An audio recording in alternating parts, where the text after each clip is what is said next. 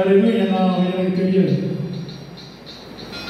என்ன செய்ய போறோம்னு அழுதப்போ தேவன் எப்படி வழிநடத்தி இன்னைக்கு உங்க முன்னால தேவனுடைய விதைகளை விதைக்க கிருபை செஞ்சிருக்கிறார் பார்த்தீங்களா? ஏன்னா நான் அப்படியே இருக்கிறது ஆண்டவருக்கு மனசு கிடையாது இல்லையா? கொடுத்த விதைகளை விதைக்கணும், அதுக்கான வழிவாசலை திறக்கணும், அதுக்கான சபைகளை தந்தார், பாஸ்டர்களை தந்தார், அந்த செய்தியை சொல்லும்படி சகோதர சகோதரிகளை தந்தார். இப்படி ஒரு மனுஷன் வந்திருக்கிறார் அப்படின்னு சொல்லி இன்னைக்கு புது சபைகளையும் சந்திச்சுட்டு இருக்கிறேன். அன்பானவர்களே, அப்ப பாத்தீங்கன்னா எவ்வளவு மகிமையா தேவன் நம்மளை வழி நடத்துறாரு. அதனால இந்த மனிதர்கள் நம்மளை புறமே நினைக்கலாம், இவன் ரேஞ்சு இவ்வளவுதான், இவன் வீட்டுக்கு போறதுக்கு நமக்கு தகுதி, அந்த அளவுக்கு அவன் வீடு தகுதி இல்லை அப்படின்னு நினைக்கலாம் இல்லையா? ஒரு 100க்கு அதிபதி வரலாம், என் வீட்டுக்குள்ள பிரவேசிக்க நீங்க எவ்வளவு வேணும் நான் பார்க்கிறேன் கிடையாது, நீங்க ஒரு வார்த்தை மட்டும் சொல்லணும், அதை சொல்லணும் இல்லையா? அன்பானவர்களே, ஆண்டவருடைய வார்த்தை நம்ம வாழ்க்கைய மாத்திடும். அந்த குஷ்டரோகி ஆண்டவர்கிட்ட கேட்டாரு, அதை பார்ப்போமா? மத்திய 8ஆம் அதிகாரம் பாருங்க, வசனம் 1 முதல் 3 வரைக்கும் பாருங்க. அவர் மலையிலிருந்து இறங்கின போது திரளான ஜனங்கள் அவருக்கு பின் சென்றார்கள். அப்பொழுது குஷ்டரோகி ஒருவன் வந்து அவரை பணிந்து, ஆண்டவரே, உமக்கு சித்தமானால் என்னை சுத்தமாக்க உம்மால் ஆகும் என்றான். இயேசு தமது கையை நீட்டி அவனை தொட்டு, எனக்கு சித்தம் உண்டு, சுத்தமாக என்றார். உடனே குஷ்டரோகம் நீங்கி அவன் சுத்தமானான். பாருங்களா, அவர் என்ன கேட்கிறாருன்னா, உங்களுக்கு சித்தமானால் என்ன? சித்தமானால்னா என்ன? நீங்க விருப்பப்பட்டா, அல்லேலூயா, நீங்க விருப்பப்பட்டா, உங்களுக்கு மனசு இருந்தா என்ன சுத்தமாக்கும். உங்களுக்கு சித்தமானால் என்னை சுத்தமாக்கும். ஆண்டவர் என்ன சொன்னாரு? எனக்கு சித்தம் உண்டு, சுத்தமாக்கு. அல்லேலூயா. அங்க உடனே நடந்தது அற்புதம். உடனே அவன் வாழ்க்கை மாறிச்சு பாருங்க, உடனே குணமாயிடுச்சு. பாத்தீங்களா? அவன் தேவனுடைய தெய்வத்தின் மனசு, இந்த தெய்வத்தோட மனசை நீங்க புரிஞ்சுக்கணும். அவர் பேசுகிறவர், அவர் மனம் உள்ளவர். அன்பானவர்களே, எனக்கு சித்தம் உண்டு. என்ன சித்தம் உண்டுன்னா, நீ இப்படி இருக்கிறதுக்கு எனக்கு மனசு கிடையாது. நீ நல்லா இருக்கணும், நீ ஆரோக்கியமா இருக்கணும், நீ இந்த உலகத்துல இன்பமான வாழ்க்கை வாழணும், துன்பமா உன்கிட்ட இருக்கக்கூடாது, உன் சரீரத்துல வேதனை இருக்கக்கூடாது, உன் குடும்பத்துல வேதனை இருக்கக்கூடாது, நீ வேதனை நீக்கி சுகமாயிரு. அல்லேலூயா. இதுதான் இயேசு சொன்னார். தேடி வந்த மக்களுக்கு வேதனை நீக்கி நீ சுகமாயிரு சொன்னார். ஏன்னா அவருக்கு அதுதான் மனசு. ஆமா, இன்னைக்கு மற்றவங்களுக்கு எல்லாம் இன்னைக்கு வெளியெல்லாம் பார்த்தோம்னா, வெளியே வந்த உடனே நான் ரொம்ப இதாகி போயிட்டேன், ரொம்ப அதிர்ச்சி ஆகி நம்ம ஒண்ணுமே செய்ய முடியாது இந்த உலகத்துல முடிவு பண்ணிட்டேன். சுயநலம், பொறாமை, எரிச்சல், இன்னொருத்தர் நல்லா இருக்கக்கூடாதுன்ற எண்ணம், இதுதான் இங்க இருக்குது. வேற என்ன இங்க இருக்குதுன்னு நினைச்சீங்க? இதுதான் இங்க இருக்குது.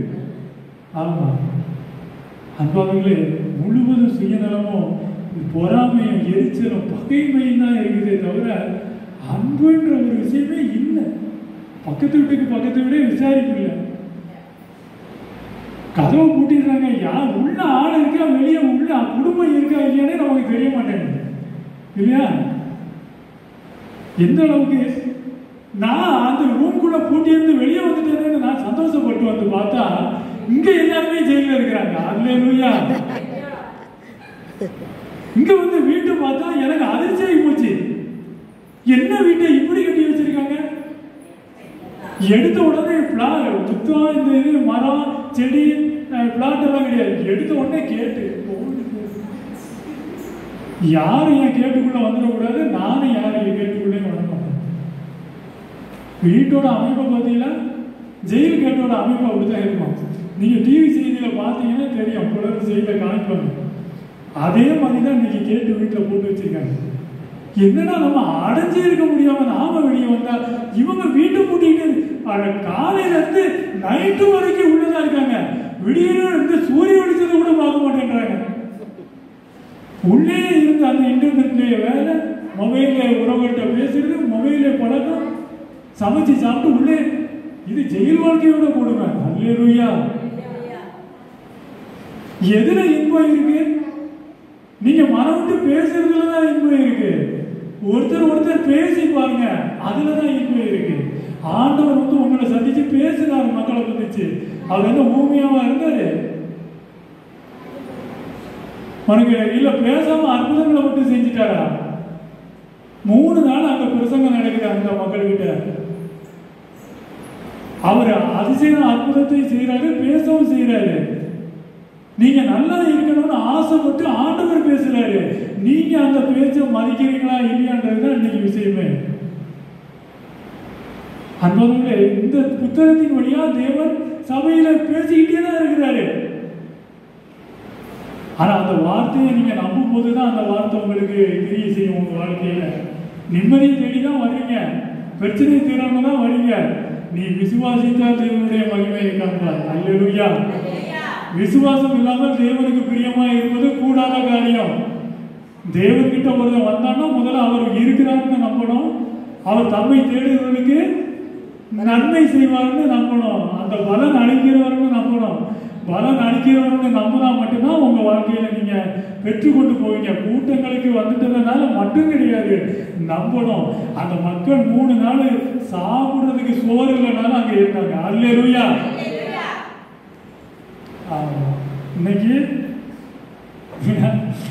வெளியே சபையில எல்லாம் நடங்க. ஒரு பக்கம் சந்தோஷம் தான் இல்லையா? எல்லா பக்கமும் சேர் போட்டு தான் நம்ம உட்கார்றோம். ஆமா, சிறைச்சாலை பகுதியில உட்கார்ந்த இடங்களையும் அந்த பகுதிகளையும் பார்த்தீங்கன்னா மனசு கஷ்டமா இருக்கும். இன்னைக்கு இந்த இடமா இருந்தாலும் நம்ம எல்லா சபைகளும் நல்லா சேர் போட்டு எவ்வளோ தேவனுடைய ஆராதனைய உங்களை ஊழியர்கள் கனப்படுத்தி இல்லையா? இந்த இடம் நல்லதானே இருக்கு அப்படின்னு அவங்க சொல்லலை பாருங்க.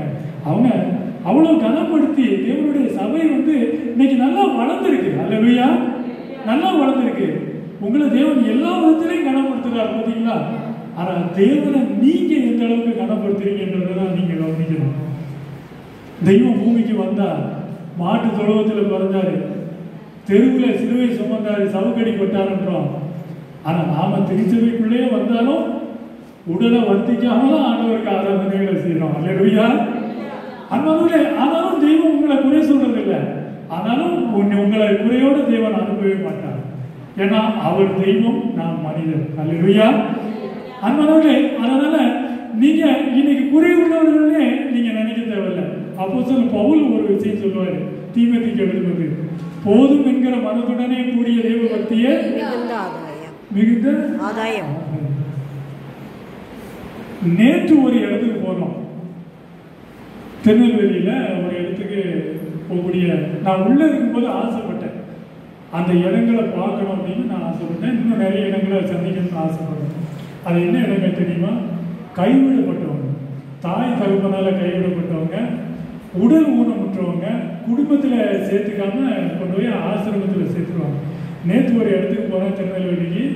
கண் பார்வை தெரியாத மக்கள் எல்லாருமே 40 வயசு, 50 வயசு, 60 வயசு, யாருக்கும் பார்வை கிடையாது. கிட்டத்தட்ட 40 பேருக்கு மேலே அங்கே இருக்கிறாங்க. இதே மாதிரி அங்கே சேர் போட்டிருக்காங்க. முன்னால ஊழியர்கள் உட்கார்றதுக்கு இடம் வந்தாங்க. அங்கே ரெகுலராக அதுதான் சேரு. அவங்க சேர்ல கரெக்டாக உட்கார்ந்தாங்க. அவங்களை யாரும் கூப்பிட்டு வந்து வைக்கல. இதே கொஞ்சம் சேரு அப்படியே வந்தாங்க. அவங்கவுங்க ரூம்ல இருந்து வந்தாங்க. அந்தந்த சேர்ல கரெக்டாக பார்த்து அவங்களே உட்காந்துட்டாங்க. அந்த சேருடைய செட்டிங் அமைப்பு அப்படித்தான். அவங்க அதே சேர்ல வந்து உட்காந்து அப்படி வந்து உட்கார்ந்தாங்க. அவங்க முகத்தெல்லாம் பார்த்ததும் எனக்கு அவ்வளோ வேதனை இருந்துச்சு. சிறைச்சாலையை விட கொடுமையான விஷயம். இன்னைக்கு நீங்க ஒரு நகை போட்டீங்கன்னா இந்த மாடல் வாங்கியிருக்க கூடாது. ஆமா, அன்னைக்கே நம்ம பக்கத்து வீட்டுக்காரி சொன்னா இந்த மாடல் சரியில்லை. நம்ம எதுக்கெல்லாம் கவலைப்படும்? ஆனா அந்த தாய் அவ்வளவு பெண்கள் தான் இருந்தாங்க. அந்த தாய்மார்களை பார்க்கும்போது நான் வந்துட்டேன். அந்த ரூம், அவங்க தங்குற ரூமு இல்லையா? அப்போ அந்த இடத்துல நீங்க போய் நின்னீங்க அப்படின்னா நீங்களும் வந்துடுவீங்க. அவ்வளவு பேருக்கும் பார்வை இல்லாத மனிதர்கள், சின்ன வயசுலயே கொண்டாந்து அங்கே விட்டுட்டு போயிட்டாங்க. 10 வயசுல கொண்டாந்து விட்டுறாங்க. சின்ன வயசுல இருந்தே அவங்க அங்கதான் வளர்ந்துருக்காங்க. இன்னைக்கு வயசு அவங்களுக்கு 50. அவங்க பார்க்குற உலகம் வேற. உங்களுக்கு ஒரு விஷயம் சொல்லட்டுமா? கண்பார்வை தெரியாத ஒரு மனுஷன் இயேசுவை தேடி வந்தான்.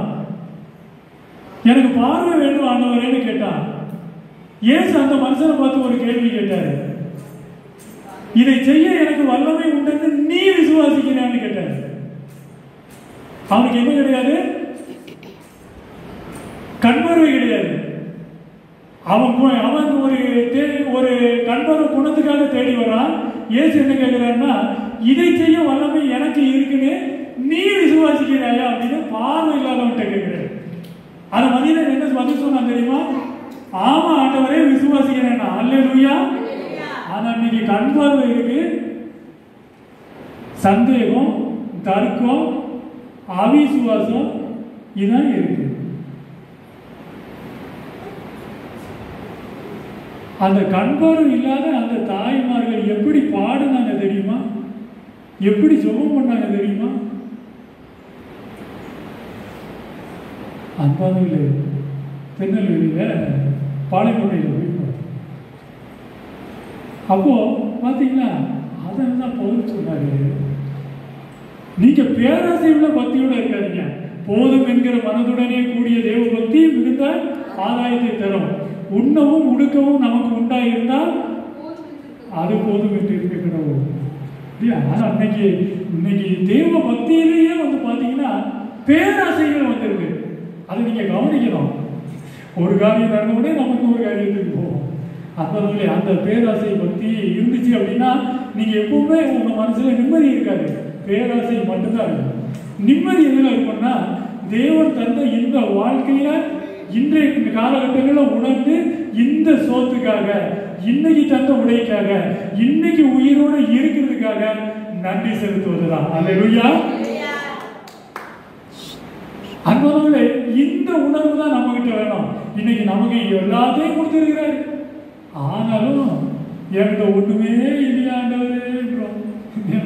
அந்த பாளையம் போட்ட கண் பார்வை இல்லாத அந்த தாய்மார்கள் 10 வயசுல சேர்த்த தாய்மார்கள் இன்னைக்கு 50 வயசு ஆயிடுச்சு, அங்கதான் இருக்காங்க. அவங்களோட சிறைச்சாலையோடு உங்களை ஒப்பிட்டு பார்க்கும்போது அன்பர்களே, அதனால தேவன் வந்து பாத்தீங்கன்னா யாரையும் வெறுமையா அனுப்புகிறதில்ல. தம்மை தேடி வந்த மனிதனுக்கு சகலத்தையும் கொடுக்கிறவர்களா இருக்கிறாரு. ஆனாலும் தேவன்கிட்ட நீங்க பேராசை உள்ள பக்தியோட இருக்கக்கூடாது, சந்தோஷமா வரணும். தேவனுடைய சபைக்கு வரும்போது எப்படி வரணும் தெரியுமா? சங்கீதம் 100 சொல்லுது, மகிழ்ச்சியோட வரணும்னு சொல்லுது. ஏன்னா அந்த மகிழ்ச்சி ஆண்டவர் உங்களுக்கு கொடுத்திருக்கிறாரு, அந்த வாழ்க்கையை உங்களுக்கு கொடுத்திருக்கிறாரு. ஆனா நீங்க உணர்ந்தாதான் அந்த மகிழ்ச்சி வரும், உணரலன்னா மகிழ்ச்சி வராது. ஏன்னா இந்த பேராசை, இந்த உலகத்தின் பார்வை உங்களை வந்து அந்த மகிழ்ச்சியை இழக்க செய்யணும். பூமியில் உள்ளவைகளை எல்லாம் மேலானவைகளை நான் எடுத்துருக்கேன். பூமியை பார்க்க பார்க்க உங்களுக்கு பேராசையும் நிம்மதி இல்லாத தன்மையும் தான் வரும். நீங்க உன்னதத்தை நோக்கி பார்க்கும் போது உங்களுக்கு மன நிம்மதி வரும். அல்லேலூயா. அன்பர்களே, அதனால தேடி வந்த மக்கள், இந்த மக்களை இப்படியே அனுப்பிவிடுறதுக்கு எனக்கு மனசு இல்லைன்னு சொன்னாரு. அதே மாதிரிதான் நான் ஜெயில அனுப்போ அப்படியே இருக்கிறதுக்கு ஆண்டவர் விடல, என் வாழ்க்கையை மாற்றினாரு. எனக்கு என்ன தேவையோ எல்லாத்தையும் சந்திச்சாரு. என்னை பார்க்க ஆளுகள்ல, ஆனா சபை சகோதரங்க எனக்கு உடை கொடுத்தாங்க. குப்பையில் கிடந்த ட்ரெஸ் எல்லாம் நான் எடுத்துட்டு வந்து சோப் போட்டு நான் உடுத்தியிருக்கேன். இதெல்லாம் நடந்த விஷயம். அன்னைக்கும் தேவனுடைய ஊழியத்தை தான் செஞ்சேன், இன்னைக்கும் தேவனுடைய ஊழியத்தை செய்யறேன். அல்லேலூயா. அன்பானவர்களே, அதனால வாழ்க்கை பார்த்தீங்கன்னா அதான் குப்பையில் இருக்கிறவங்க தேவன் உயர்த்தக்கூடியவரா இருக்கிறாருன்னு வசனம் சொல்லுது. குப்பையில் கிடந்த துணியை தான் துவைச்சு போட்டேன், ஜெயில போட்டு தேவனுடைய ஆராதனை எல்லாம் நடத்தியிருக்கிறேன். ஆனா நான் வெளியாகிட்டையும் சொல்லலை, உங்ககிட்ட சொல்றேன். அதை சொல்றதை நான் ஒன்றும் வெட்கப்படவும் மாட்டேன். ஏன்னா இனிவரும் உயர்வான மகிமை வாழ்க்கை இன்னும் நிறைய இருக்கு. அல்லேலூயா. அன்னைக்கு இதை சொல்லும் போது இன்னும் ஆச்சரியம் தான் படுவாங்க, சில பேர் நம்ப மாட்டாங்க.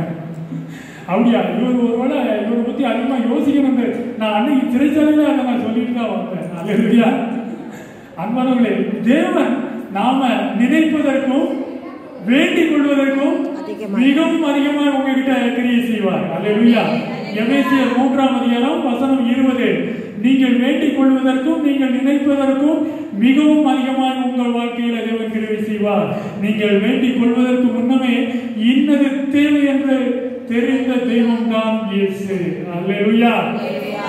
அதனால அந்த ஆண்டவர்கிட்ட நீங்க சோர்ந்து போக கூடாது. யாக்கோபு போல போராடணும், அன்னாளை போல ஜெபிக்கணும், தாவீதை போல கர்த்தரை துதிக்கணும். இப்படிப்பட்ட உற்சாகத்தை தான் தேவன் உங்க வாழ்க்கையில நம்ம கிட்ட விரும்புகிறார். ஒரு பாடல் உற்சாகமாக பாடி இந்த ஆராதனையை நிறைவு செய்ய விரும்புகிறேன்.